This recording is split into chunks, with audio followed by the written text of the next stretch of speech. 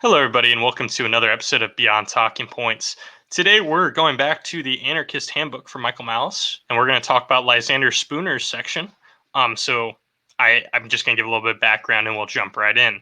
So he famously wrote No Treason. This book is widely hailed in the Mises Caucus section of the Libertarian Party. Like Spooner's talked about a lot. He goes beyond that, but that's where he's most popularized nowadays. And if this podcast circulates in ANCAP circles at all, they probably already read this essay, even if they didn't read the Anarchist Handbook. I actually think I already listened to this on audio maybe a year and a half ago, but I listened to a lot of random stuff, so maybe it didn't necessarily hold the same ground. Now, I'm excited about talking about this because, and I'm going to give a little background, my buddy Matt here, we had a fun episode not too long ago where we argued on Godwin in a way that was somewhat productive and somewhat unproductive. And I think this is going to be a similar conversation to the degree that Spooner makes a lot of very narrow points I find interesting, but I don't think they actually debunk or cut against a lot of the statist-ish points that you are sympathetic to, Matt. And I'm not going to put words in your mouth, but this is the way I'm previewing the conversation, I guess, to the audience, what I might expect going in. So I think I'm going to bring up a lot of examples or maybe narrow points I found interesting, and I'm going to talk about why. And I fully expect Matt to say, whatever, that's garbage. So that's the kind of format I'm expecting this to follow, and likely we'll get pulled into maybe a few directions on rabbit holes.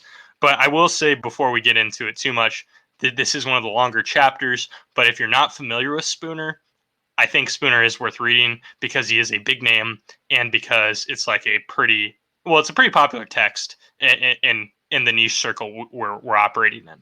So it has value of understanding, but he also makes arguments that maybe certain ANCAPs don't bother with, at least in the narrow capacity he makes it. Because a lot of this section is about why the Constitution isn't a valid contract, but also why the Constitution is and government really is inherently bad. And it's taken in directions in a shorter form than maybe Mises does. Because if you read Mises, it's 900 pages, and it's about how the government screws up everything, but it's not about the intrinsic nature of government. And this will probably be very similar to Anatomy of the State, which we'll hopefully get to later, because I think that's also in the Anarchist Handbook. So that's me setting the table a little bit. Do you want to mention at all any of your first expectations, maybe, or should I dive into the first points?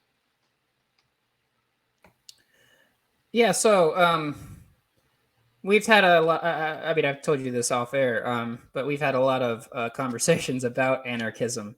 And we've had a lot of the similar conversations, and a lot of these authors are talking about the same things, or they're putting forward similar arguments. My role, I guess, in as we continue reading Michael Malice's Anarchist Handbook, is to think about new or better ways to talk about anarchism, because I can fall into a kind of mental trap where I'll just read these anarchist texts and I've already said this to this argument. I've already debunked that. That's not interesting to me. And then it's like, well, you have nothing else to say. Well, there goes an episode. So I guess as an opening before you jump in, I'll say as we go on, I'm trying to have new conversations about old topics. I'm trying to find ways to still engage you and still engage with these ideas, even if we've had conversations similar in the past. Just do it in a way which is fresh and new and which helps me better understand the issues at hand. And I think that's the best path forward, is going narrow in little ways, or maybe drawing new parallels. So to start on that front, the first thing I want to talk about is it's just a couple. It's like in the first page, pretty much. He's talking about the Constitution, and he later talks about how maybe it wasn't even valid at the point it was signed. But he makes this point. He says, and this was written in the 1800s. So he says most of them have been dead, and he's referring to the founding fathers, have been dead 40, 50, 60, or 70 years, and the Constitution, so far as it was their contract, died with them. They had no natural power or right to make it obligatory upon their children.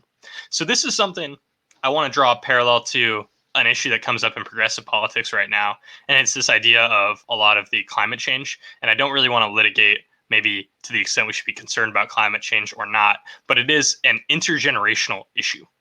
And one thing that Spooner's talking about is he's making the point about contracts. How can a contract be intergenerational in terms of agreeing to it? That just doesn't seem to hold any water in terms of just thinking about contracts.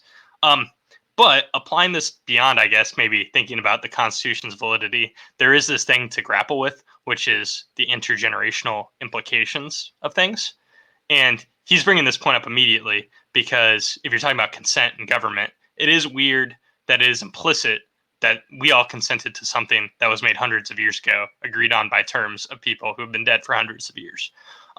So maybe thinking about the modern parallels is an interesting way of kind of couching that point he's making. And I wonder if you're really sympathetic to the idea at all, and then maybe how that might relate to other things that are going on right now. I mean, I think so. This is like what I have, as I said last time, I think, or not last time, when I said I think I said this in the episode about anarchism, or about Bakunin. It's like a love-hate relationship with anarchism, a appreciation of many of their arguments, but a distaste or a dislike or of other arguments, or at least I haven't fully been convinced yet. It's actually funny because I'm reminded of, I think it was Benjamin Franklin. I've heard it attributed to Benjamin Franklin. I've heard it attributed to Thomas Jefferson. So I don't remember who exactly said this. But one of the founding fathers said, we need a constitutional convention every 20 years. Every 20 years, every generation, people need to come together to kind of, create a new constitution or amend the constitution or something. So it keeps getting, it changes with the times. It updates if necessary. Because, of course, the founding fathers realized that the world changes, and the world 200 years after they were dead would be far different from the world they grew up in. And so, but at the same time, I mean, that's not really how the nation state works. As we've seen, there wasn't a constitutional convention every 20 years. It became law and in precedent. And then, those things interacted with each other in certain ways, and people bucked law, people bucked precedent, and therefore the government changed and evolved over time. So I don't know. I don't really. I guess I agree, technically speaking, that the Constitution in and of itself doesn't bind me to anything, insofar as except that I just happen to be born under the jurisdiction of the U.S. government, and therefore, they can do things. They can force me to do something via, at the point of a gun. They can force me to pay taxes, et cetera, et cetera. I guess my question at that point is, yes, that's true, but what is supposed to be my takeaway from that politically or philosophically or morally? I don't really, even if I see that, I don't really know what I should say or what I should believe afterwards. That just seems kind of like it's one of those things. It's like, yeah, that's technically true, but does it really matter? Yeah. So, and this is kind of the answer to some degree I expected from you. And I think the intent of a lot of Spooner's work is not targeted at certain types of leftists.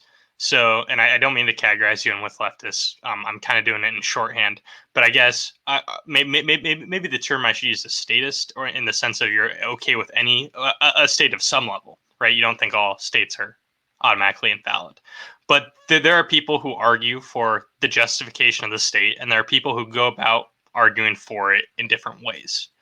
So one of the arguments that you're not very sympathetic to for the state's legitimacy is based on we have a contract with the state, right? You might argue that we have an implicit contract with society, but that means something much different than the government itself contracts with us based on our founding documents.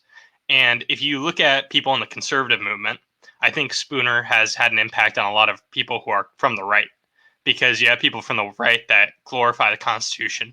They talk about how important the Constitution is guiding certain policy goals or institutions. Yet we really aren't bound to it in the literal way that people like to fantasize we are. If we treat it as if any other binding contract, it just doesn't make sense. And it is kind of is how it ties in with Godwin. Now, your basis, I mean, you rarely, even though you defend the state at times, or at least in some capacities, you don't really refer to the Constitution to get those powers. You just kind of think, well, I could see why the state should do this, so I think the state should do it. Now, if you lean on the Constitution, thinking the Constitution is the document that gives the power to do this, this, and this, well, if you can really undermine, I guess, the legitimacy of why we should care about it, then they have to question, well, why do I still think the state is necessary? And then that can be the lead-in to things like Mises, right? It can say, hey, this document is kind of based on lies in terms of how it's presented to people in terms of legitimacy. And if somebody can go along with that enough to see that that's technically true, and maybe it shouldn't be treated as a literal agreement, then they're kind of primed to say, and here's why I don't think these things are actually even helping you. So the glorification of the Constitution, I mean, it's a thing that the left brings up a lot. They don't like that there's a cult following for the Constitution because they think they want the government to go beyond it. But the right does glorify it, and Spooner's undermining that here, at least. Well, so I don't glorify the Constitution by any stretch of the imagination, and I also don't glorify the Founding Fathers, as you said. If I'm like talking about, I guess, say, governments when it was created, if I'm like, okay, if I set the bar really, really low, if I set the bar far below any, ANCAP is ever willing to set it, if I set it at the level of a state, and I'm like, okay, if I go back to the 18th century, which state do I think is the most legitimate possible state at that time, for whatever reason? And I do think I would say that the American Republic, and I do think a lot of the values that the Founding Fathers talked about are freedom of the press, freedom of speech, freedom of assembly. We all can rattle this off very easily. It's taught widely in schools, and a further degree of representation than people ever had. Now, of course, it's I mean, people have this question: are we a democracy or are we a republic? And I always find this it's just a silly semantic game, because it's like republics are democracies. They're just democracies with one step removed, right? Instead of directly voting on each and every issue yourself, like they did in ancient Athens, what you're doing is voting for somebody who's going to vote on each every issue, supposedly, in the way that you want them to, or you wouldn't have voted for them in that way. And this gets into things he's saying, the things Spooner argues a little earlier. So I have this weird relationship, I guess, with the U.S., with the Founding Fathers, and even with the Constitution, perhaps. I mean, I bring up freedom of speech a lot, and freedom of religion. I bring up those two things a lot, and I do think we have like more freedom of religion and more freedom of speech than most countries in the world, even a lot of like Western liberal democracies in Europe. The libel law, I mean, I bring up the libel laws in Britain being much harsher, right? So it's like, that's an achievement if there ever was one. It's just not like this. It's not achieving the anarchist utopia that some people are aiming for. So I this is why I bring up history a lot, because it's like, and this isn't even advocating for reformism, but it is saying like, people are pretty slow at making change sometimes, and so incremental change isn't necessarily a bad thing. Yeah, so I mean, a lot of what he's saying here, a lot of what Spooner's saying, isn't necessarily disagreeing with the founding principles, though. And I think that's kind of like the crux to what is this work trying to do. And it's not trying to tell you the founding's based on something that's incorrect, like some people try to argue from the left nowadays. It's arguing it doesn't even really matter what it's arguing, because it's not binding. And it doesn't matter if you agree with it, because if other people don't, it shouldn't really be bound to them. And there's no reason why we should think it should be bound to them. And that's kind of what Spooner really gets at. So it's almost like what you said is fair. I mean, I agree and disagree with the founding to some degree.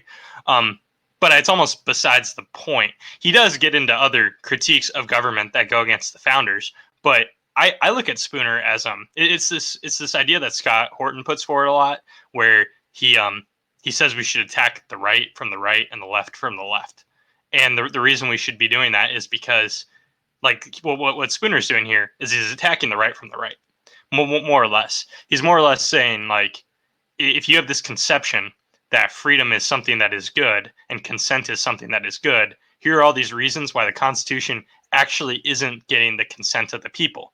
And any way that it could be implied that it's getting consent doesn't hold up under scrutiny. And that's really just like, it's almost like there are a lot of bad justifications people make for government's legitimacy. And you could say there are better ones, but the bad ones are used widely and often.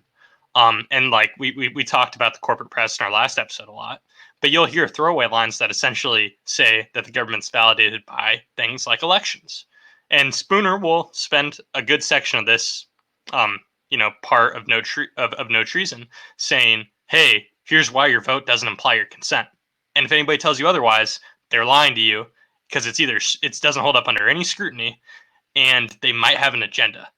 So it's not like that he's trying to take the best argument possible. Well, he could probably, but that's not really the goal. It's almost like shaking people a little bit. And it's saying, look at these bad arguments people use. They don't make any sense. Wake up.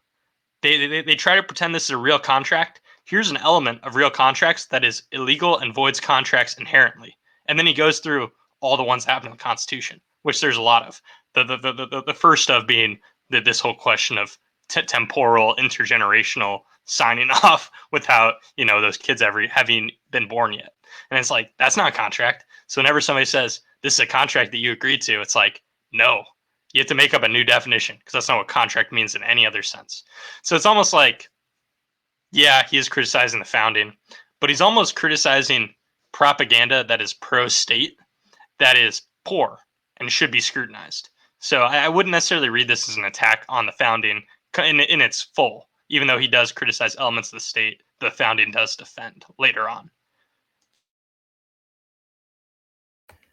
Well, it's not. No, I wasn't really reading that into the essay, but I was just trying to make clear if we're going to talk about if one wants to have a conversation on the American founding fathers and the Constitution, I do think you have to go beyond just saying this contract doesn't bind anybody.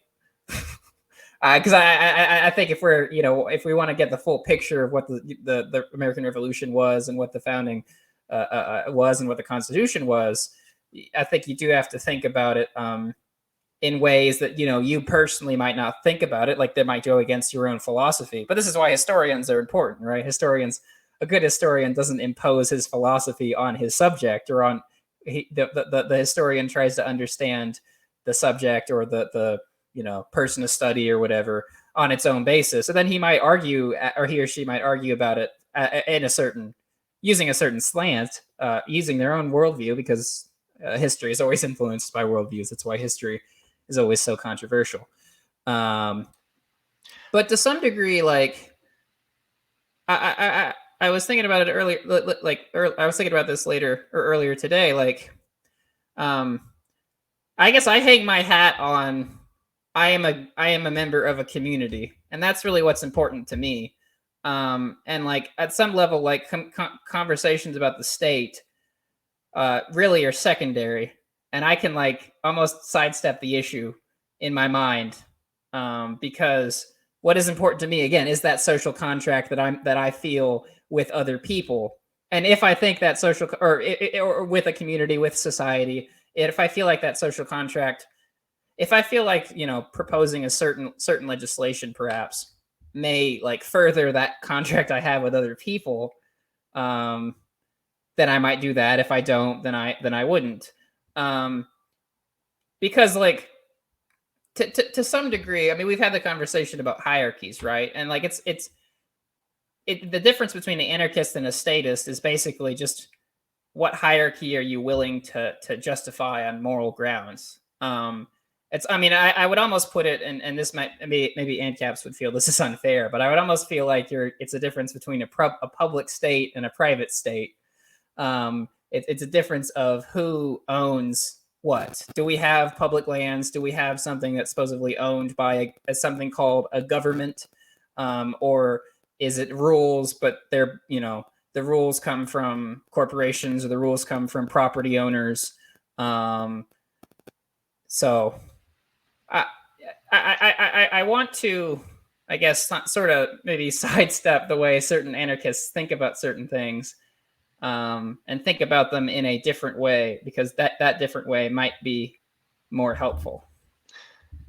So if anybody has my sympathies and heard what you just said, I mean, I could technically agree with what you said, but it's like, why is that not the most important question, right? So everything you said, you're like, I feel like they're just laying out these two different things. I'm like, yes, and that's the most critical thing, because one of those things is fair, and one of those things is like deeply unfair, and ends up being used in terrible ways. So it's like, yes, you're right. That is the framing, and that is the most critical difference between like me and a statist. And that's why statists are bad people who create things that are terrible for well-being and society in the world. And I care most about community because government destroys that. And ideally I would have a community that I choose. And yet I'm roped into something that is beyond that I want no part of, right? And then there are other bad things that happen as a result. Now I think what ties into that is the next thing I want to point to from Spooner. And it's kind of touches on, I guess, the idea of society and government, because I think what you kind of get at is whenever you bring up society, I'm going to use harsh words, but I'm going to say it in a calm voice. I get like this visceral feeling of disgust because I feel like you're doing like a dishonest conflation. I know it's not dishonest in your heart, which is almost why it hurts so bad and it's so gross to me, because you don't realize you're conflating two things that I find so appallingly different. But it's not hard for you to almost not literally interchange society and government, but you think those things are similar in some way. And I would say society and government have close to 0% overlap. I think government is an institution you don't need and almost has nothing to do with society. And the whole bait and switch that is so bad and pernicious that our overlords do is they do confuse those things. And then people think we need a government because, well, we have a society, and government's society. And government isn't society. And what Spooner talks about here, and to quote him a little bit, is he's talking about voting and why voting doesn't show consent to be governed.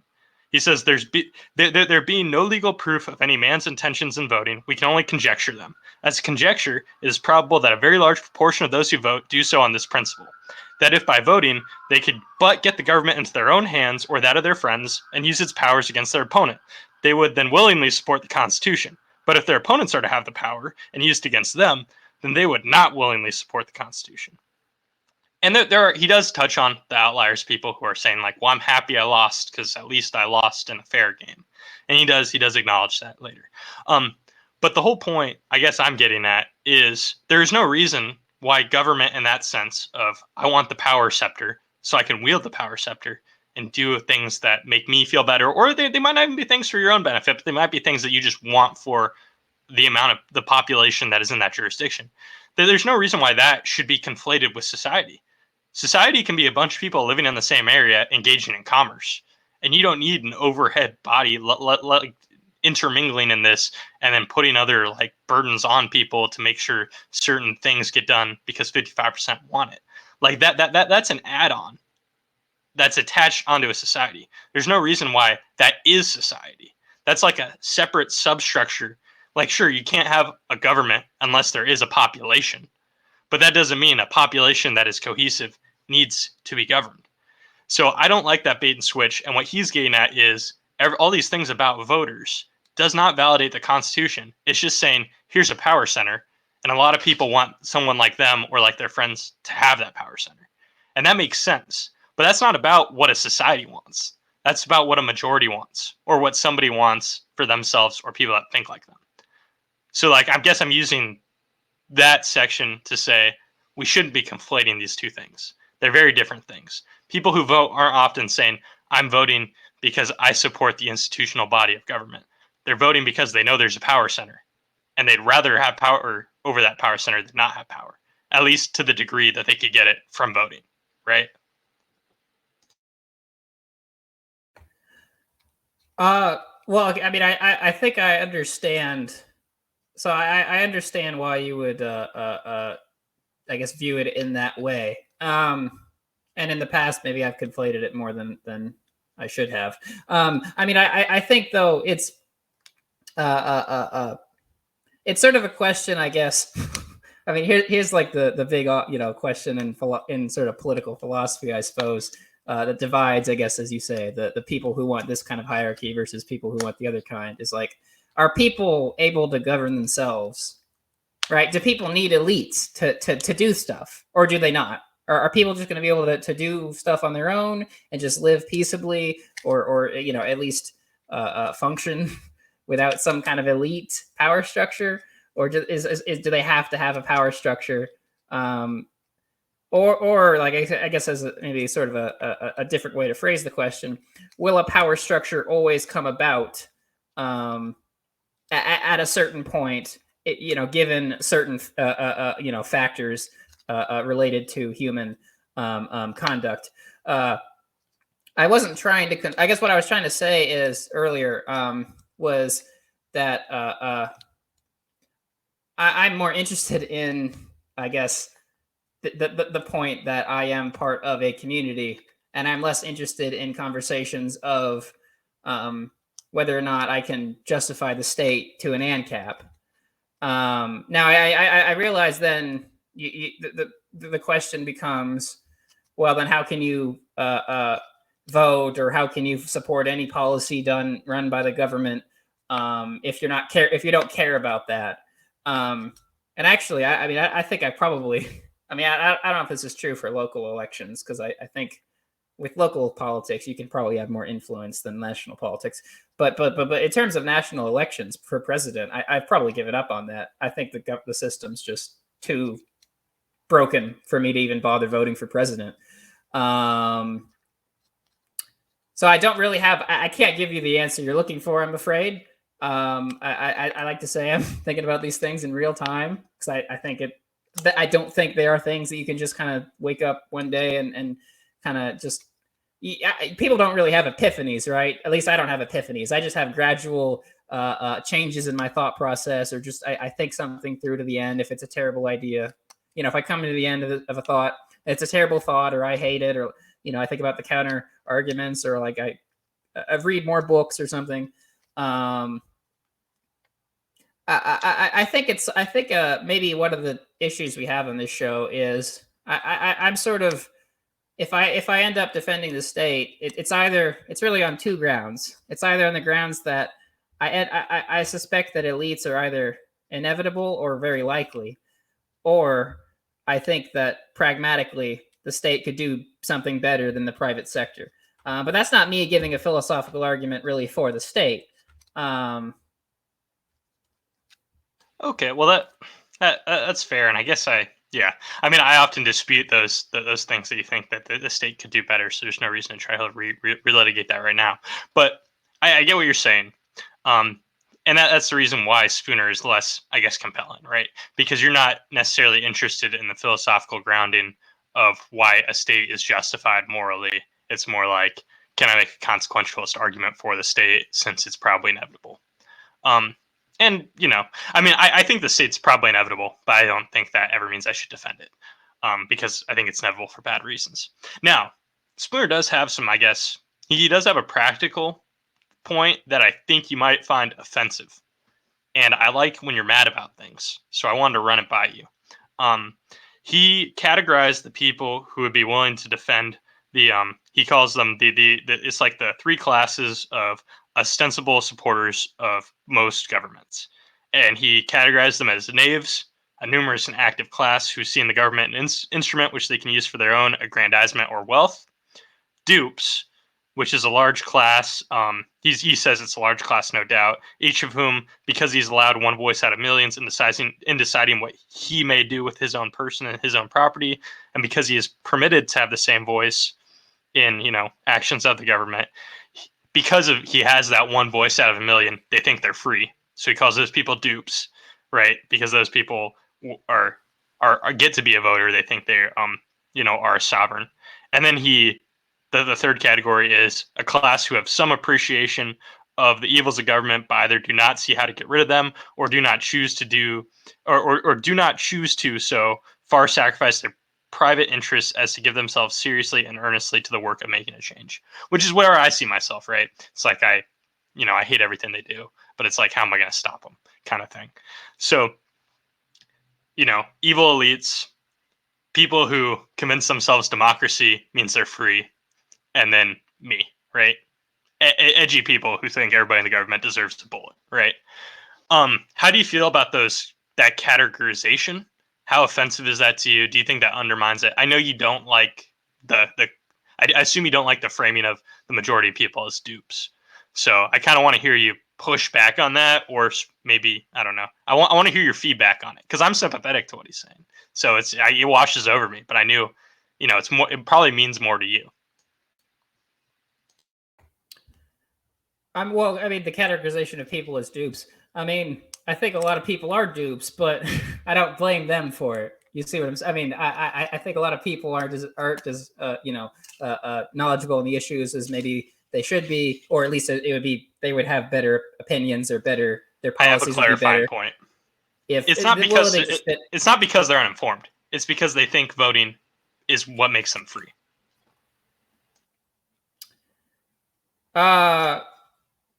Okay, well, I mean, again, I guess as I said earlier, I mean, so I guess I won't defend the U.S. government right now, because I don't think it's not the kind of democracy I guess I would want. I mean, I'll defend democracy and I'll defend the act of voting, but I think I'm not going to defend the kind of democracy that we have in the U.S. Partly because it's kind of well, I mean, it works, I guess, exactly in the way it's intended, but the founding fathers were very suspicious of what is called mob rule. I mean, I think there are democratic institutions which, again, made it better than what was the other options at the time. The other options at the time: monarchy, really, or aristocracy. Or aristocracy / oligarchy, monarchy, and then this weird little like republic thing. And most people didn't vote in, most people didn't have a say in the original founding. Of course, most people were very illiterate farmers in the colonies. So I mean, that's just kind of how it would have worked. But I'll defend it because it was more representation than other systems gave. I'm not terribly interested, I guess, in debating this whole, what is freedom question, because I think freedom is sort of a loaded term.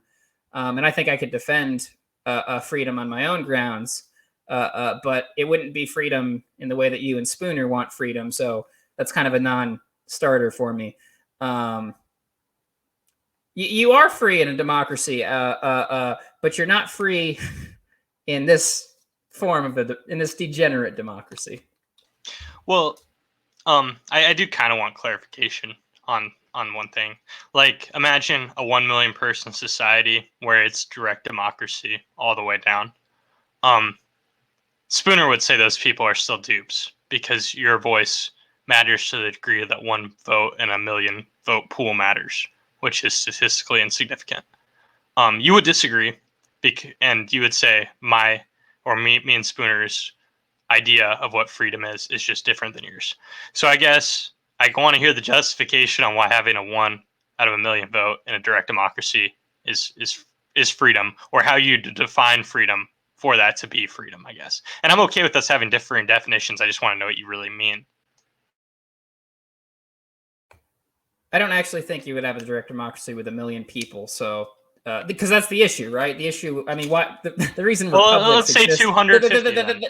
The reason no, this is important actually. The reason republics exist is because it gets to that there is a point where direct democracy is really like it doesn't function. So it gets a point where if you want, quote unquote democracy, but it's like a bunch of people, then you have to have a republic. But so it's like, I guess I would defend like a Switzerland type system, right? Which is there's still like an overarching, there's still a powerful federal government, which you and Spooner despise, but there's a greater there's more direct democracy built into the system. More direct democracy than there is in the U.S. system, for example. And I defend it. I guess that kind of freedom. Going back to my point about I'm interested in the community I'm a part of rather than this overarching state that we talk about all the time, because I take freedom to mean I am a part of a community where I have a say in what happens in that community.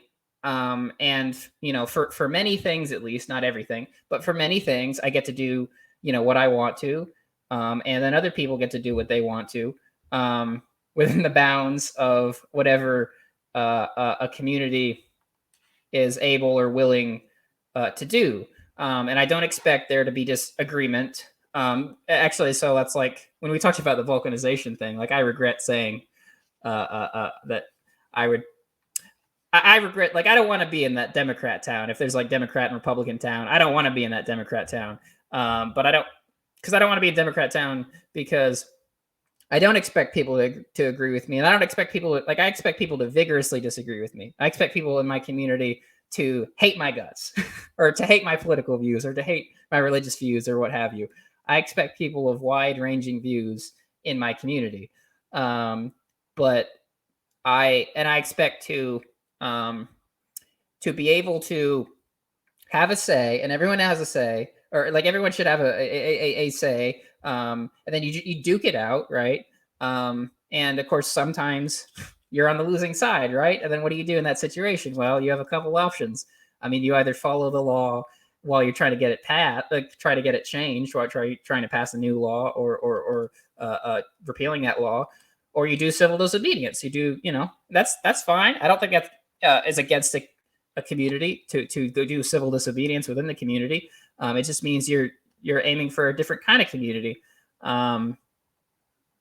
So I guess but like, so I don't know if you've read this book. It's actually Civilization and Its Discontents. It's a Sigmund Freud work. And I bring it up because the freedom that I'm talking about is the kind of freedom, right, that the social contract theorists are trying to understand, which is just to paraphrase for a second, just to explain, why would someone give up the freedom in the state of nature to live in a society where your freedom is less? And that's sort of it's the freedom of constraints, I guess, almost. It's the freedom of whatever civilization or society is, whatever rules or regulations you kind of have to follow for this hierarchy to function, I guess would be a way of putting it. Because I can live in a cabin in the woods and hunt for food and grow, food, and never meet another human being in my life. But am I really free at that point? I mean, again, it's a kind of freedom, but it's not the kind of freedom that I think is the freedom worth having. The kind of freedom worth having is to be part of that community where you're fighting for your values, and then people who just have other values are fighting for those values. You duke it out, and you just continue to duke it out, until you're dead. Yeah. Well, okay. I mean, I think we're gonna have to move on in the sense that I don't think there's ground to be made on this, in the sense that I suffer from the idea that the second you start talking about society and government in that way, I think you're on a false premise. So I almost can't even process the point you're trying to make, because I think it's just based on a misunderstanding of the necessity or the point of government. Well, but can I clarify then something? Yeah. Actually, I guess I'll clarify kind of by asking a sort of rhetorical question. Like, was there a state in ancient Athens? Was there a state in Athens? There wasn't a state in Athens. It was a democracy. And I know you hate democracy, but there was no state. That's right. It was. Was there an enforcement mechanism for their decisions? No. The enforcement mechanism. Well, no. Here's the thing. The Athenians. This is what they did. If they hated you, like if they hated your guts, this is what they did. They voted you out. The community. They were like, "You're gone. You're kicking out." I think they wrote it on they shattered like a piece of pottery, and they'd like write the name of the person who every person who was like eligible to vote would like write the name of the person they hate the most or want kicked out of Athens, and then they would tally up the votes, and if there was like enough votes for one guy, like, okay, that person's getting kicked out of Athens, it's an enforcement mechanism, but it's an enforcement mechanism of the group. It's not an enforcement mechanism of the state. So there was no state in ancient Athens, but there was the community. So what I'm saying is, this is, I guess, kind of gets to the point about like how we're like getting sort of. I guess you felt like I was confusing the state with the community or with society, and I'm saying the community has an enforcement mechanism built into it because that's what communities do. I think you misunderstand you ANCAPs completely. Okay, so here's the thing. If it's as ground up as you say you are, then that's Ancapistan. In Ancapistan, if somebody's the worst, then you can stop serving them. All the businesses in a region, in Athens, can say, oh yeah, you could still live there. That's your property. But you know what we're going to do? We're going to never serve you anything. Where are you going to buy your cows? You're going to go to the town over because everybody here hates your guts. And then everybody can hate that guy's guts, not serve them, and then they are more or less exiled from society. That's compatible with Ancapistan. So I guess what I'm saying is you can filter your thoughts in that limited way, and then you're arguing for something I don't disagree with. But if you take it any step further, then it's like, well, yeah, then that's not cool for the reasons that like people like me and Spooner lay out. So sure, if all the you could say people vote somebody out, or you can say people just all spontaneously stop selling to a guy. And I think there's a good reason why a vote is less legitimate than a bunch of spontaneous actors making a decision on their own. Because a vote disenfranchises spontaneous actors from decision makings, right? All the people in the minority lose the vote and don't get to choose. And in Ancapistan, 40 people could stop serving Socrates, 15 could keep serving Socrates. That's their prerogative. If you force Socrates to leave, even though 15 people will still serve him, then you're a statist. I don't know what to tell you. Like you are.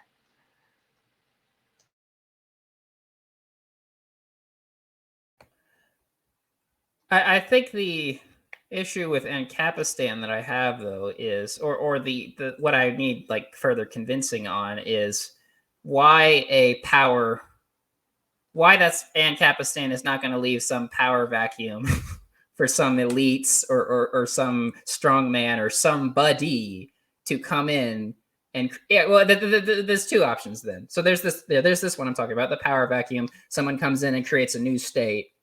Or again, it's this private state, as I'm calling it. It's this bureaucracy. It's these businesses, private property that is just a different kind of enforcement mechanism, which I think I think that could be. I mean, I'm trying to avoid moral arguments, but I think there could be a lot of unintended negative consequences from that kind of enforcement mechanism. An enforcement mechanism based solely on private property. But even if I say, no, you're right, actually, that's a totally moral thing to do, then I come back to, well, then, but how are you going to prevent a state from emerging suddenly? Okay, well, the first part I have to acknowledge, and I am kind of being a jerk in the way I'm framing it, but you did move the ball there. So I'm going to acknowledge you moved the ball. You moved the ball from we're having the point of Athens is stateless. They're potentially stateless if they're under circumstances versus not, and one's moral and one's not. And I made my points, and you kind of acknowledged them, and then you move the ball to pragmatism. And I'll talk about the pragmatic reasons why, but I don't think you addressed that I pointed out this moral difference. You're acknowledging that there is a difference, and I'm saying one is more valid than the other, but I feel like you shifted the goalposts a little bit. I don't know if I'm wrong. I mean, you did mention that a private state. Okay, so are you kind of saying a private state is equally as unvalid as that supposed public state? So maybe that's why it's still moral, kind of philosophical debate. I think you could make an argument that a private state could be as immoral as a public state. And if one is bickering over that, then okay. I sort of might have a tendency to veer towards the public state for pragmatic or consequentialist reasons, because I know we have longstanding disagreement about, I guess, well, what is capitalism? How do you talk about capitalism, and what are the pros and cons of capitalism? But I do think there are plenty of examples throughout history of a private enforcement mechanism behaving in unjust ways or behaving in ways that are just unworkable. Yeah. Well, okay. So I'll take that in two directions. I'll take it in the reason why I think it's morally okay, which we've covered 1,000 times, and then I'll tie it back into Spooner so we can make a little bit of progress. The reason why I think private is inherently more justifiable is because everybody knows what they're getting into. So you have the Hans Hermann Hoppe view of things where, sure, a private private property could be less free than your conception of public property in the U.S. right now. Well, why? Well, because if Mitt Romney and his Mormon cult own that private property, you do not have the freedom of what underwear you're allowed to wear when you enter his temple, right? You have to wear Mormon underwear. You have to be a Mormon. These people, this is now restricted. Every house in America that's private property has closed borders. Only certain people are allowed in. That is more restrictive than Rittenhouse Square in Philadelphia, where you can just walk around anytime you want. But that's okay, because why? Because the question is what hierarchies are legitimate, which is the conversation we always come back to. So sure, there are times where private property leads to more restrictions, but it's about sussing out when it's okay and why. And I would say it's okay because once you put the responsibility and the ownership claims in one person's hands, you don't have a large what's the word for it? You don't have power over other people in their jurisdiction. So it's kind of like it almost takes the golden rule. Well, I don't know if you've heard of the platinum rule, but it's the expansion on the golden rules. The golden rule is treat people the way that you want to be treated. The platinum rule is treat people the way that they want to be treated. So everything about private property is the expansion of the platinum rule. It's when you're in your domain, you have to operate under their rules in the way that they want their private property treated. So if you show up in my house, I don't want you to put your feet on my couch. I don't want your shoes on my couch. Okay? And you're willing to operate under those rules because it's in my domain where we all operate this is almost the most humane way of acting. So it's like, sure, now you get a job at Pepsi and you hate how Pepsi treats their employees. Nobody has to work at Pepsi though. When you have a jurisdiction like the city of Philadelphia, and then the state operates and makes rules, it is applied to everybody in their domain and violates the platinum rule for tons of the minority in that jurisdiction. The Democratic vote, the minority loses, and the thing that they don't want is then enforced on everybody. This violates the platinum rule. So, I mean, you can argue about consequentialist things, but I just think in the most basic, very, I'm trying to be very fluid about people's priorities because I don't know what other people want. But this is the only way that says in your own domain and in your own regions and places, you can be treated the way that you want to be treated. And if you don't like how somebody is going to treat you in a different place, you are not compelled to go there. And that is like the epitome of everything Spooner's laying out. And he's like, that's why we can't give a facade of legitimacy to these things because they're not.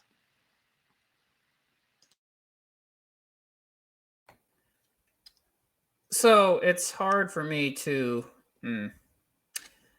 I guess I'll say this, and this doesn't really answer the moral claim you're laying out because I guess I just don't really know how to answer that claim at this time. But what I can say is, or what I want to say at this point in the conversation is, to go back then to another long-standing disagreement we have about the individualism versus collectivism. Now I ceded, and I almost regret this because I think it's almost I regret ceding that I was a collectivist because I'm not even sure that's a helpful thing to be labeled.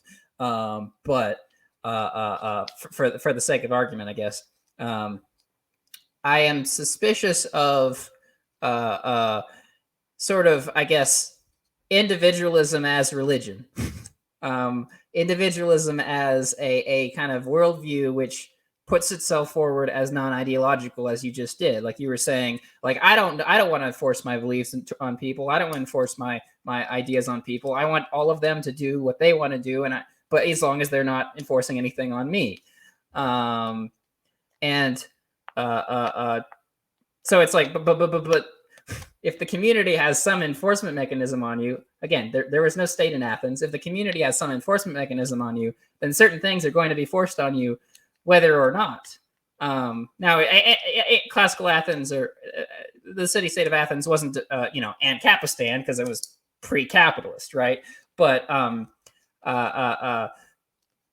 so that's really all I'm getting towards. There's going to be enforcement mechanisms, no matter what. I just haven't decided, I guess, what moral mechanism I think is morally justified or not justified. I'm not even sure moral conversations are helpful when we're thinking about enforcement mechanisms.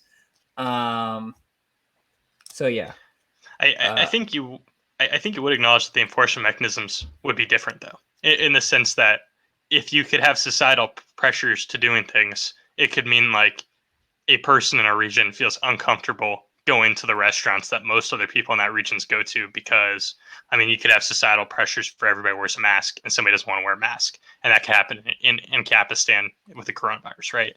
So it's like, well, I hate that society is requiring these things because that's what most people want, but the thing is you're not compelled, like the restaurants in that area aren't compelled to do that, they chose to do it, and the people who go there chose to do it. Now I know that you're prone to hate on the U.S. government, so maybe we can draw some proper sympathies when I try to backtrack us back to Spooner a little bit. Um, it's the idea of accountability in government, and I know that's something that you're not very sympathetic to a lot of government agents because they aren't really held accountable in a lot of ways. And part of what Spooner kind of lays out is the government doesn't really know who voted them in and why. So even if the government wanted to be accountable to the people, which they really don't, it's a secret ballot and a lot of people vote, and the people who win kind of just win. Um, in the sense that you can't know why a person vote. So I guess a good example of this is Joe Biden just won. You know, I mean, I guess I'll say that to whatever degree that means to anybody. Joe Biden won. Although actually, as I do this throwaway line, I hope I can find this very quickly. He does have a line that I really liked, and it's why I'm going to trigger you by being agnostic on political results. But he essentially says you're trusting the government, who is made up of partisan figures, to tell you what the results are. But that's beside the point. I can't find the. I guess I didn't highlight that paragraph. So Joe Biden wins for all intents and purposes. Trump loses. Why did Joe Biden win? Well, I don't know. You could talk to 1,000 pollsters and get different answers, right? You can ask a pollster, and it's like because people want progressive policies. You can ask Kyle Kulinski, and he'll tell you how popular all types of things poll and opinion polls, right? And he'll say people are progressive, more progressive than they know. Joe Biden should do all the progressive things. And then some people are like, maybe everybody just hated Trump because he's kind of like a complete idiot. And people were really sick of him after 4 years.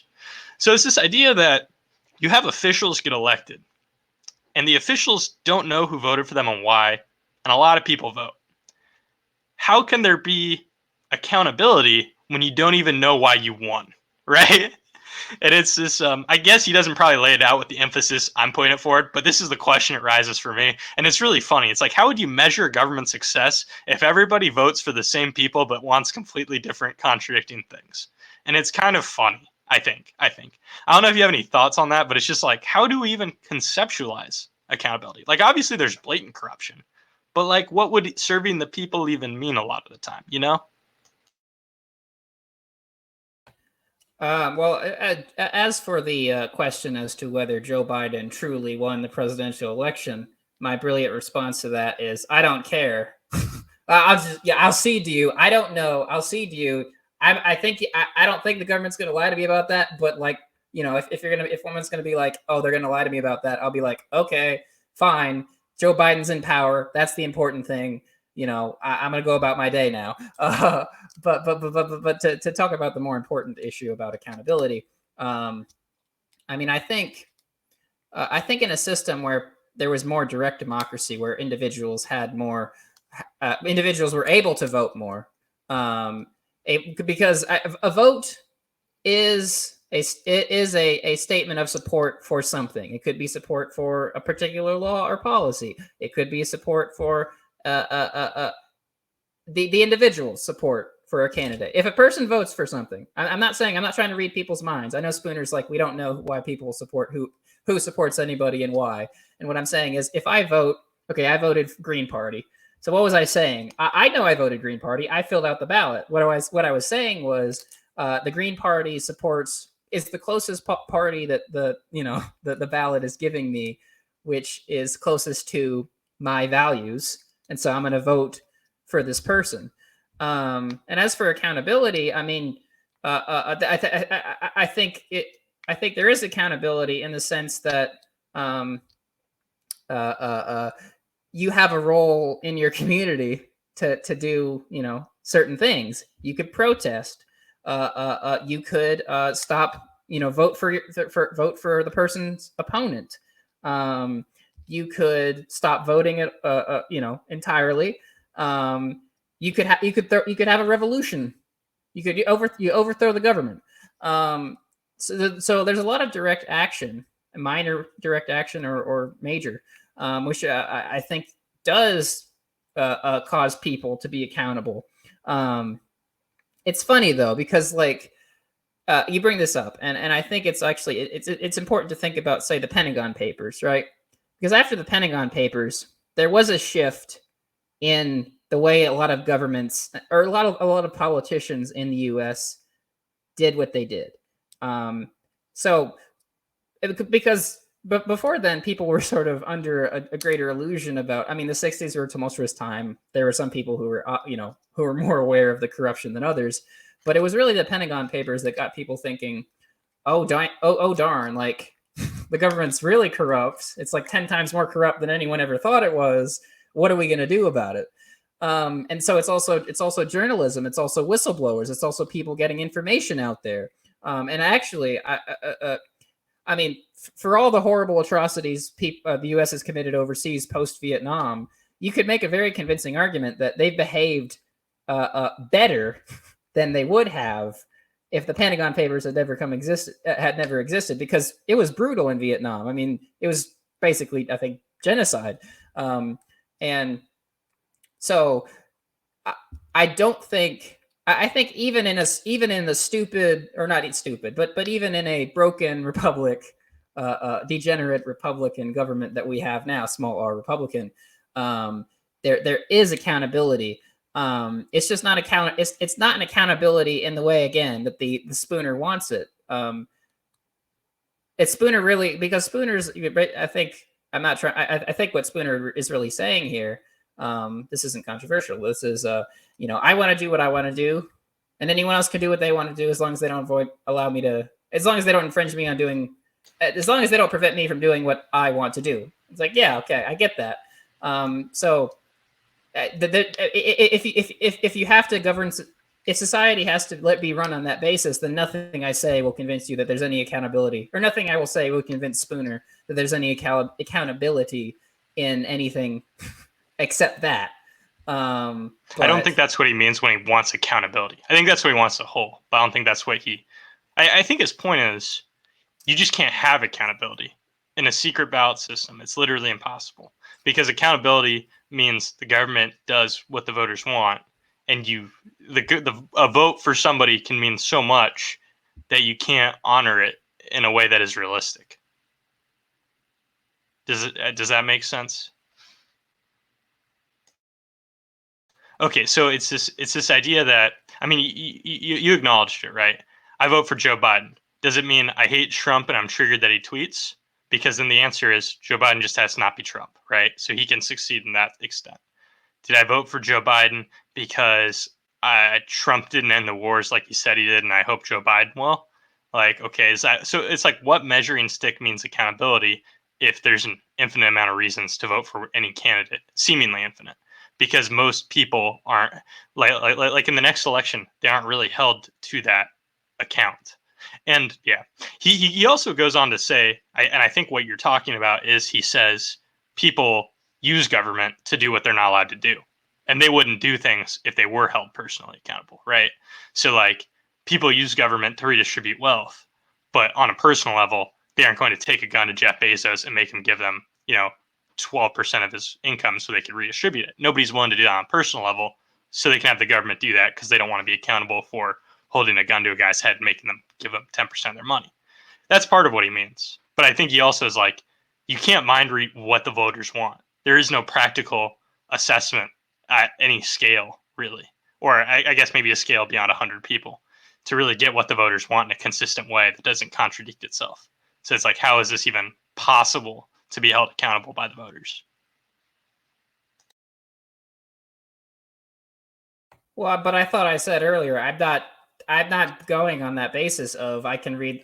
We should be able to read people's minds to justify accountability. I think you can justify accountability in ways that don't require you to read somebody's mind. Like I said, you can you can vote for opposing candidates if you're purely interested in like getting that guy out of office. So if I'm I was thinking of voting for Charles Booker against Rand Paul purely for the reason that I would like to get Rand Paul out of office. And so I'm trying to hold the Rand Paul accountable, I guess, in the sense that I don't like his. He's not talking about the voters end. I don't disagree the policies. I disagree with most of the policies he's voting for. So therefore, I'm trying to get him out of office. He's not talking about the voters. He's talking about the politicians. How can the politicians be accountable to the voters if the politicians don't even know why the voters voted? So you're talking about how do voters hold the politicians accountable? Well, he's saying that's the important thing. That's the important thing. Well, but the politicians doing what the voters want them to do is kind of important. Well, but what I'm saying is the politicians are going to, through direct action, you can, or through all these mechanisms that I said, you can force politicians to do what you want them to do. Politicians are not to some extent, yeah. I mean, here's the thing. Politicians aren't stupid, and they have to, and particularly American politicians, right? Because even if you hate Republican government, again, a small R, someone could be, Trump was elected out of office, right? And it's like, okay, then we can have conversations. I mean, we can have conversations about whether government's justified, whether the Electoral College should be here, blah, blah, blah, blah, blah. But that was a real concern. Like, Trump could be elected out of office, and he was very angry about it, right? That's a form of accountability. Well, it's not, okay. and it's not a form. It's not the kind of accountability in the sense that he's paying for his war crimes. He's not rotting in his jail cell for the war crimes he committed. You're absolutely right. That's a kind of accountability which the system does not allow for. But there are different kinds of accountability, and through voters' actions, they can hold people accountable. Okay, I don't think what you're saying is wrong. I just don't think it's I don't think it's a response to him. I guess I guess what I'm getting at, which you're like partially acknowledging, which is fine.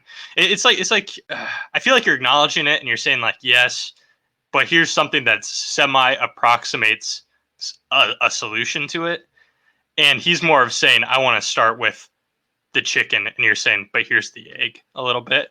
So it's kind of like no. Okay, let me clarify. No. Well, I didn't finish my bit. Okay, so day one you get elected. You get 60% of the vote, but a dozen coalitions and a bunch of numerous random people voted for you. How do you know what to do if these people contradict each other? And it's like you don't. You know the vague coalitions that might have voted for you. There might be other people who voted for you, but you don't know how to act until you start doing things and then getting feedback. The issue is you get feedback from contradicting coalitions. So then it's like, okay, well, it's like a lot of people vote for me for different reasons and then disagree on a bunch of things. So then when you start to act, it's like, well, sure, he'll either get reelected or he won't, but he's not accountable to the people who voted him in the sense that people who vote him in have contrary reasons why they vote them in.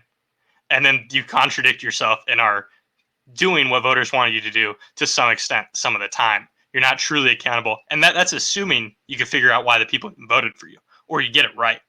So there are some feedback mechanisms, but not always.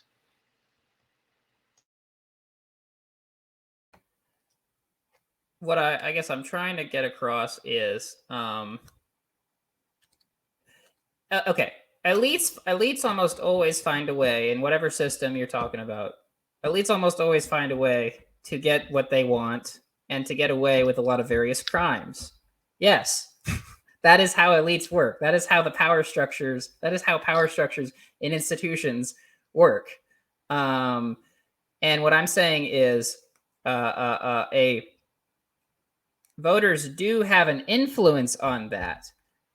They just don't have. It is this pragmatic, like pseudo accountability, etc. But like this is. I mean, it's about like I can't change the nature of power, so I can't like hold Obama accountable for his war crimes. I can't. I admit that. I can do my best. I can do whatever action I'm able to try to prevent people, who are gonna do those types of war crimes from getting elected. And I can talk about it, and I can like spread out the information. Okay, this is the amount of people that Obama bombed in his 8 years in office, and like I can try to change people's minds. That's all you have. That's all you have based on these parasitic, bureaucratic, hierarchical power structures. And then and I know I keep going back to the pragmatic point, but I can't get away from this pragmatic point. I mean, it's either a question of we can get rid of these hierarchical power structures entirely, and everyone's gonna can govern themselves, or they're just an inevitability, and you have to fight those power structures as best as you can, even if ultimately power structures end up getting sort of almost they take on a power of their own, and therefore it makes it very hard to fight. But power structures do crumble. Revolutions do happen. Oftentimes, though, it can be it's not necessarily. I mean, it can be people. I think it can be people rising up. Oftentimes, it might just be elites falling out with other elites and then trying to change the system, like in the French, like in the American Revolution. The American Revolution was the colonial elites didn't like the British elites. So they got rid of them, right? It wasn't really. I mean, the average person was the one that was dying in the war. So if the average person hadn't been in favor, hadn't fallen in line and given the power to the colonial elites, then there probably nothing would have gotten done. So I'm not saying that the average person has no power, but I guess I'm saying, yeah, the power functions in the way you're saying it does. And we have to fight that in our own limited way. And either this is an inevitability, and we have to continue to fight in this way as best we can until humanity goes extinct, or we do find a way to get rid of this power altogether and live in a more consensual way. Okay. I'm not satisfied with that, but I think we're in a time loop. Because, I'm not even going to elaborate why we're in a time loop. We're just in a time loop. So I'm going to break the time loop by changing the topic and let you have the last word there. This is the last thing I'm going to touch on from Spooner. I don't think you're going to be sympathetic to it, but I think it's one of my favorite examples because I think I've misattributed it to Murray Rothbard in the past. I first heard this when I was listening to Betrayal of the American Right by Murray Rothbard. And I think he was just quoting Spooner at length here, because I think this is exactly what he was quoting. I just listened to the audiobook, so I didn't realize there's a quote when I'm 2/3 listening to it. So I'm gonna lay out this example. I'm gonna tell you why I hate government so much, and it's why I perceive as the best example of it. And then you're gonna tell me you're gonna shrug, and that's okay. I just have to pay credence to it because I love this example. So I'm gonna read two things, and they're kind of long, but you're gonna have to deal with it. Okay. Okay. So, and to give some background, it's about the difference between the government and a highwayman who robs you. So the government does not indeed waylay a man in a lonely place, spring upon him from the roadside, and holding a pistol to his head proceed to rifle his pockets. But the robbery is nonetheless a robbery on that account, and is far more dastardly and shameful. And I add emphatically, it is far more dastardly and shameful. The highwayman takes solely upon himself the responsibility, danger, and crime of his own act. He does not pretend that he has any rightful claim to your money, or that he intends to use it for your own benefit. He does not pretend to be anything but a robber. He has not acquired impudence enough to profess to be merely a protector, and that he takes men's money against their will merely to enable him to protect those infatuated travelers, who feel perfectly able to protect themselves, or do not appreciate his peculiar system of protection. He is too sensible a man to make such professions as these. Furthermore, having taken your money, he leaves you as you wish him to do. He does not persist in following you on the road against your will, assuming to be your rightful sovereign, on account of the protection he affords you. He does not keep protecting you by commanding you to bow down and serve him, by requiring you to do this and forbidding you to do that, by robbing you of more money as often as he finds it for his interest or pleasure to do so, and by branding you as a rebel, a traitor, and an enemy to your country, and shooting you down without mercy if you dispute his authority or resist his demands. He is too much of a gentleman to be guilty of such impostures and insults and villainies as these. In short, he does not, in addition to robbing you, attempt to make you either his dupe or a slave. The proceedings of those robbers and murderers who call themselves the government are directly the opposite of those of the single highwayman. And then he goes on to say, kind of later in the section, if a man wants protection, he is competent to make his own bargains for it, and nobody has any occasion to rob him in order to protect him against his will. That the only security men can have for their political liberty consists in their keeping their money in their own pockets until they have assurances perfectly satisfactory to themselves that it will be used as they wish it to be used for their benefit and not for their injury. In the past, you and I have argued about government, and when we've argued, I've said something along the lines of when you've mentioned it that there are some good programs, I kind of say, yeah, it's like putting a gun to my head, robbing me, and saying it's okay because you'll reinvest 3 cents on the dollar into my roads and into subsidies for the poor people around me. That's pretty much how I think that's the best example.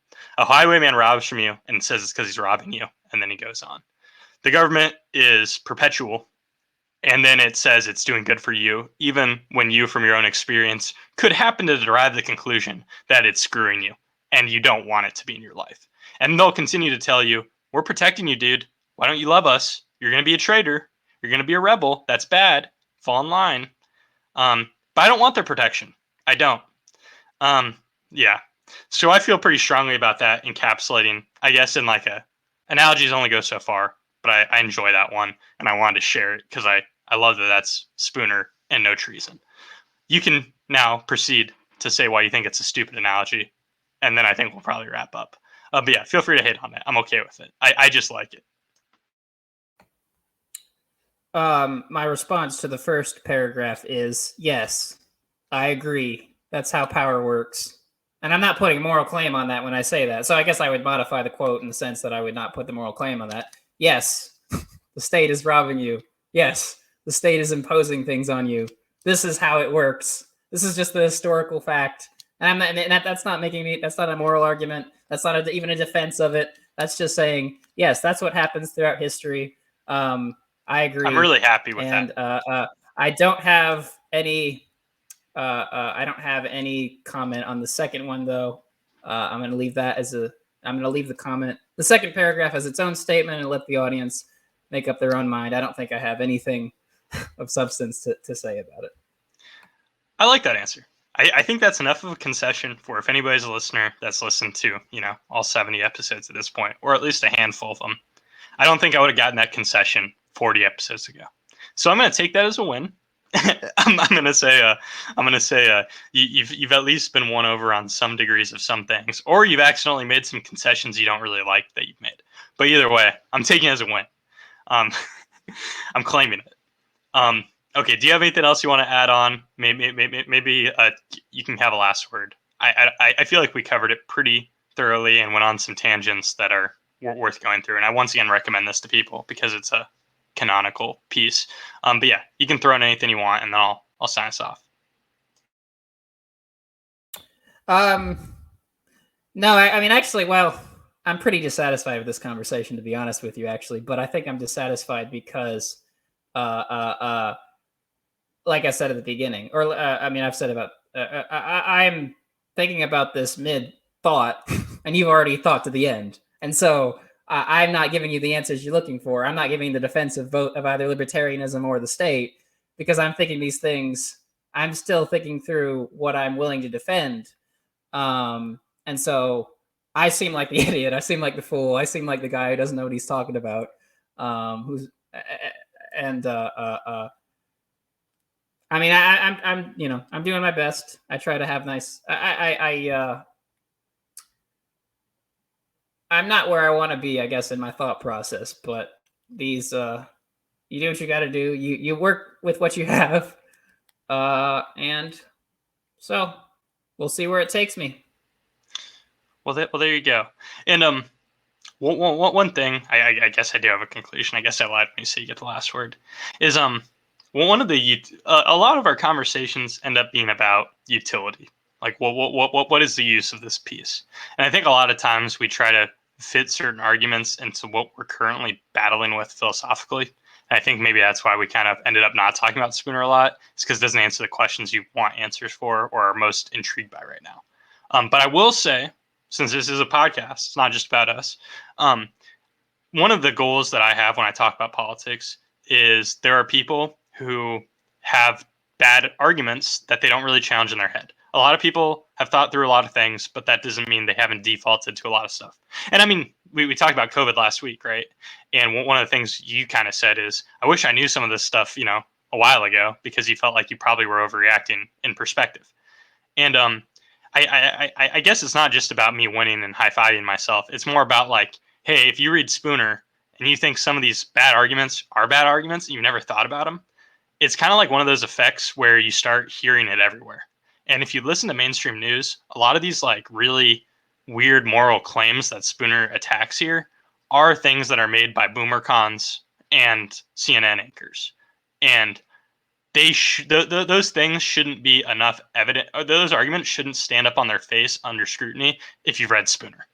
And it's one of those things that it's not really about, therefore, I'm an ANCAP. It's more like, therefore, I need a better justification from the state if I'm going to be a statist. It's not like, oh, you're right, free pass, democracy. It's like, maybe I do need to scrutinize this. And like, I know you don't give democracy a free pass, Matt. So it's like, so you're already kind of there. But I'm saying some people lean on these bad arguments and these bad justifications. And if you're kind of unplugged from those, then you can get to the point where you're like, hey, maybe a lot of these people are screwing me. Or maybe they're like, a lot of my money is wasted. That doesn't necessarily have to turn you into an ANCAP. Like, there are a lot of people I listen to and respect that aren't ANCAPs. But you can still get to the point where it's like, hey, I can be in favor of some policy that maybe I would disagree with, Matt would disagree with, ANCAP Matt. It's not an ANCAP position. But at least it comes out of a place of, I'm actually seeing through what is bogus. And a lot of stuff is like kind of lies or lazy arguments. So I think that can be a takeaway from Spooner if you're in the kind of default to certain stances on maybe government that aren't scrutinized. Yeah, I mean, I think so. I mean, you and I and Kohei and Keegan, and if we have any other guests on the podcast in the future, we're all people who are a little weird, and we're a little weird because most people really don't care to talk about, read Spooner's No Treason, or they don't really care to talk about, the Green New Deal for, almost 2 hours that we did once. They're just not interested in those kind of conversations. And like, even, you can have other arguments about, well, should they be or should they not be, or does it matter? But that's just kind of the way it is. Most people are interested in more limited things, or they're more interested in their personal lives. They're a doctor or a lawyer, and they do their job, and they go home and they play with the kids, and they, go out to dinner with their wife every now and then, and they go to the baseball games. They just enjoy their lives as best they can without thinking that much about it. And I've just never been that kind of person. That's why I sort of say the unexamined life is not worth living. And I should rather say I'm unable to live the unexamined life. That's just me.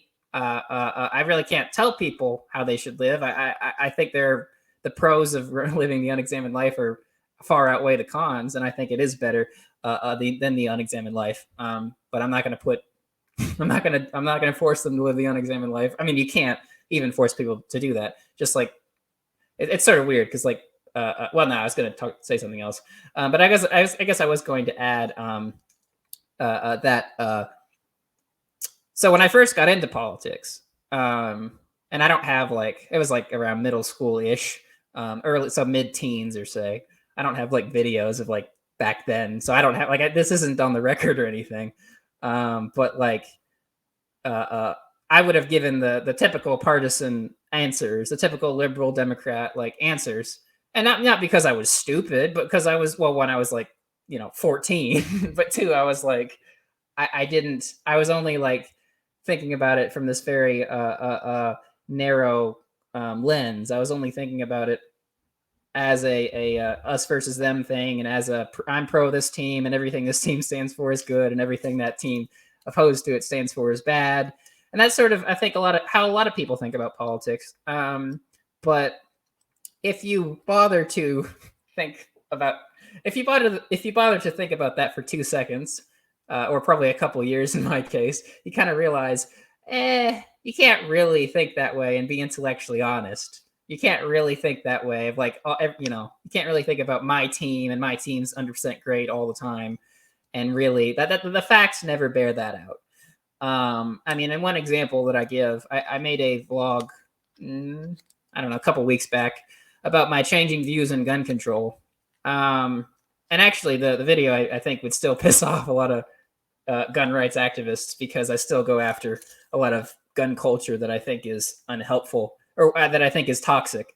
But even with that, even with me saying I think a lot of gun culture is toxic, I decided that I'm no longer pro gun control. I am no longer in favor of the government taking away people's guns. And there were a couple of reasons for that. I mean, one, I don't think it's going to work. Like, how are you going to take everyone's assault rifle back that's bought an assault rifle in the past? Black markets generally aren't a good way to solve the issue. And even in outlawing, say assault rifles, I think that robs people of having a healthy relationship with assault rifle. So instead of being like assault rifle's bad, you should say you need a healthy relationship with this tool. It's a tool and you should use it properly, or, and you shouldn't obviously, and you shouldn't do this with it, and you shouldn't put it you should make sure it's not in your kids. It's locked up in a cupboard, so your kids aren't going to get it. And obviously, there are people in the world who shouldn't own guns because they're just not. They're going to kill them. I mean, they're going to the school people who committed school shootings obviously should not have gotten guns. So there's common sense stuff there. But ultimately, I ended up on the side of, well, no, you can't take away the guns. So my life can be characterized, not to put it in too autobiographical terms, but my life can be characterized as one long estrangement with the liberals. And that doesn't mean I'm an ANCAP, and probably I will never be an ANCAP. Well, I never say never. But talking to people of varying different opinions has really opened my mind in a way that it was not opened when I was like 14 and sort of dunking on stupid Republican arguments in my spare time. Yeah, and I would just add to just on like that is, I'm not very old, but the whole point is like I didn't get into politics until I was like 18, 19, right? It was mostly summer going to my sophomore year of college. So I was like 19 at that point. And what was the first thing I did? Well, I listened to what you're supposed to listen to. So I listened to talk radio, I listened to leftists, and I listened to NPR. Those things, until you reach a certain point, make sense until certain things shake you awake. Usually it's like people openly contradicting themselves, and you catch them. Or it's like how, one of the things that got me early on was the parties flipping on free trade when Trump won, right? The Republican Party was no longer the party of free trade, and the Democrats had like 60% approval for free trade because Trump was doing tariffs. And it was like, wow, here's a time where the parties aren't there's no ideological guiding principle for this view. It is teams scoring points. And then you get once you get more critical in some extent, you start criticizing other things. So that's the application of Spooner to here's how I critique bad arguments. And like they're obviously bad once you realize it, but even if you're a smart guy or a smart girl, maybe it won't. It's that you don't have the radar for BS until you're fluent, right? And it takes a while to get fluent. So Spooner's a tool to get more fluent. And when more people are woken up to stuff, right? Not to use a lame term, and I even use the other lame kind of cringy term, but like unplugging people, right? Like unplugging people from the matrix a little bit. It's like when you see more of the stuff is kind of fake or contrived or agenda driven, it becomes a different game. And I think a lot of what you were saying in this episode wasn't invalid. It was just stuff I didn't really care to comment on in this topic range, but I don't necessarily think it was wrong. I would just take it a different direction than I wanted to, so I didn't push back. But like, I don't know. It's just a tool. All the things we read and talk about, they're tools to further your analytical tools, which is your mind, right? And that's all we can really ask for. And that's the point. Like, dude, that's why we're beyond talking points. We're not CNN. That stuff rots your brain. You watch CNN videos, you watch people doing partisan talking points on TikTok to songs just pointing at slogans. That stuff makes you want to kill yourself because it rots your brain. Be better than that. You have podcasts that you could download instead. You can watch stuff that has Ladies and gentlemen, by the way, this is projection on his part because he listens to mainstream media BS all day, every day at his job. So I just want. No. Well, you got to. Yeah, and I'm glad I do, but I'm glad I do for very weird reasons that most people won't get. Because I'm a little bit of a masochist, and I like knowing how they're trying to lie to me, right? And so some people aren't interested in that, but if I think it's lies, I want to see how they want me to believe it, and then I go, "What the hell is this garbage?" But yeah, rants aside, this was a classic episode in the sense that you were frustrated and I was happy, right? So that's the Beyond Talking Points formula. As one of us gets upset, the other person's somewhat satisfied. That's what this episode was to me. We covered something we're going to try to stray away from ANCAP talking points for a while, at least a few episodes as we continue getting through the Anarchist Handbook. We got some violent anarchists to talk about, and we got some lefty anarchists to talk about. So I think that might bear us more fruit in our pursuit for more knowledge. And but yeah, you can find more of my content on Twitter at Matthew T. Keck, the Obey Podcast. I do some solo stuff. Matt has his podcast, The Philosopher's Guide to the Apocalypse. His YouTube channel is The Anti-Philosopher. You can listen to all of his stuff there. On Twitter, you can find him at Matthew Hazelwood, but no OD at the end of Wood, and then an 8 instead. So Matthew Hazelwood 8. I know that because I'm a genius with an impeccable memory. It's not like you just said that to me a little bit ago. And you can find more of our episodes on any podcatcher, right? You can find all 70. I guess this is the 70th episode on all sorts of things that are somewhat topical and evergreen. Right. And a relevant companion episode, this one might be the power episode by Kohei, because it's almost like the antithesis of what we talked about here, and it ties in a nice way. But for now, sign off this episode of Beyond Talking Points is Matt. Thank you.